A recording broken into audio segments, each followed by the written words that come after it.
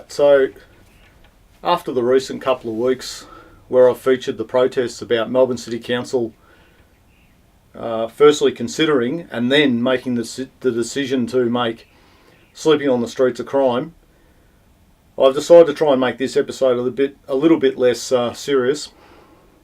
However, there was another couple of protests. There was one I couldn't get to about Centrelink issues and the way they're pushing people around. But the one I did get to was at Parliament House, and this is run by the Defend and Extend public housing people who are doing protests each couple of weeks up at the Parliament House and trying to get the attention of some of the people in there to think about public housing, which is a very important issue. We need more houses. That's basically one of the most important issues for the homeless. However, like I said, I don't want to go on too much about that. I mean, I've featured enough of that in the last couple of weeks, and there'll certainly be more to come up.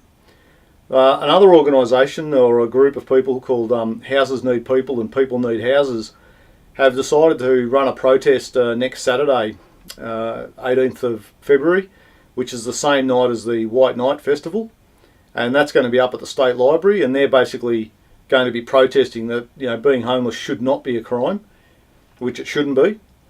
People have got no option than to live on the street. I mean, they just can't. Where are they supposed to live? And one of the things that I think it's just a breach of human rights when you can decide, okay, just because you don't have the money to sleep in a house, well, bad luck. You want where they want these people to go. And if you try to push them out of the city, and my fear is that now that Melbourne City Council have set this standard and they've initiated this rule, I think other councils in metropolitan Melbourne will consider it as well, and that would just create. I mean, what are they going to do? I mean, it's crazy. There's already a bit of a nickname for Victoria that it's been called various states with the number plates, and it's got the education state, and it's got the place to be, and all these different things, and it's actually the place to be fined. I mean, we have got some of the most extensive rules in the country, and when you're going to turn around and fine homeless people, I mean, they've got nowhere else to go. They're living on a very precarious and tight budget anyway, and the majority of them are just people that are just trying to get through with what they've got. And then you're going to turn around and kick them in the head and say, well, we're going to take your stuff if you leave it, and we're going to fine you for sleeping somewhere. I just think it's ridiculous, and I think Melbourne City Council should hold its head in shame. And I think Robert Doyle is an absolute coward, gutless,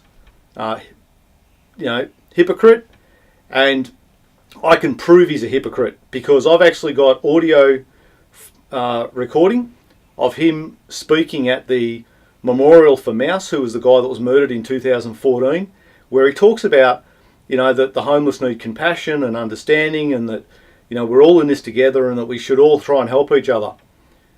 Well, if this is the help you get from Robert Doyle, geez, you wouldn't want him as an enemy.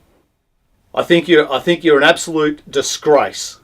And as a high profile public member of society, just because you've come from a privileged background and been able to get yourself into this position, I think all you're doing is just basically you're just turning around and going, fuck you for not having money.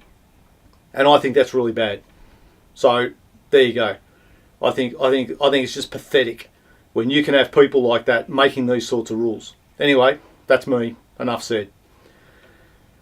The other thing I've been doing over the last couple of weeks, and I really enjoyed, is getting out on my bike.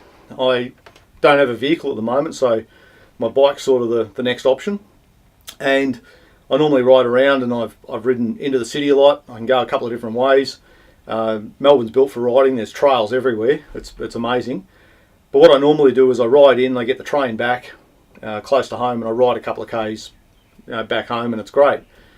On Friday night, Friday afternoon, I rode into the city, and great ride. It was a beautiful day, and rode around and around and around all over Melbourne, went out to a barbecue, caught up with mates, back into the city, and I'd done about 44 Ks by the time I was sitting chatting to mates down at Flinders Street, and then I realised that I didn't have my Mikey card with me, which is required to travel on the trains for people that outside of Melbourne that don't know.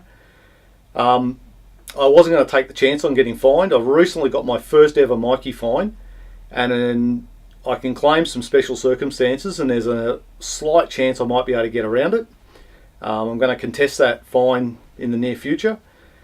But if I'd got a fine on Friday night, that would have snuffed that one out. So I wasn't just risking one fine, I was actually risking two, and that was about $450. So I was left with no option. And as buggered as I was, I just had to ride home. And I thought it was going to be a bit tougher than it was. It actually turned out to be quite a nice ride, and I couldn't believe at 11 o'clock on a Friday night the amount of people who were out bike riding was crazy. It was, really cool to see, actually.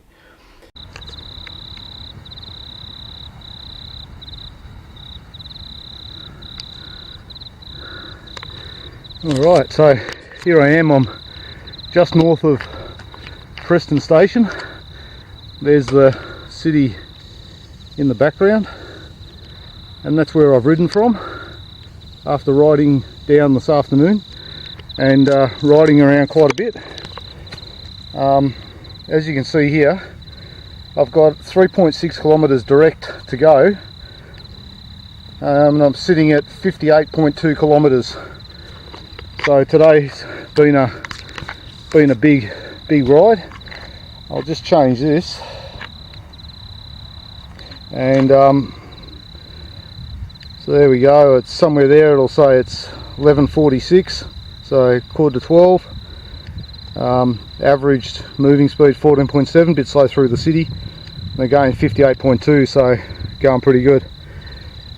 So have a bit of a break here, and then I'll knock over the last bit. Got to head up that way, so yeah.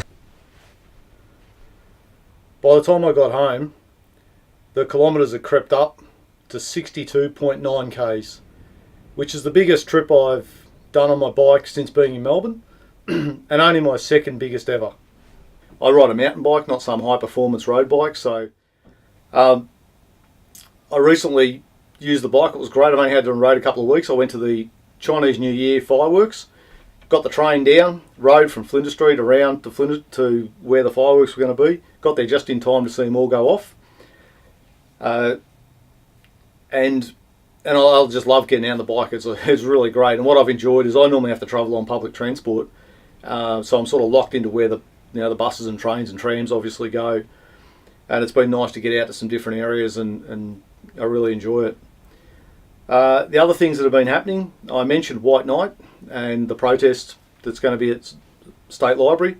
White Night itself is a bit of a thing, and initially when I first heard about it a few years ago, I thought a bit of a wank, but it actually seeing a couple of them now, it comes up pretty special. So look forward to doing some filming on that night. There's another White Night early in March, and that's in Ballarat, and I'm gonna travel up to that one as well. So that's going to be pretty cool, and then I'll do a special about the White Nights, and I'll put that together in a future episode. In terms of my big documentary I've been working on, it's rolling on. I've had a bit of a light bulb moment in the last couple of days.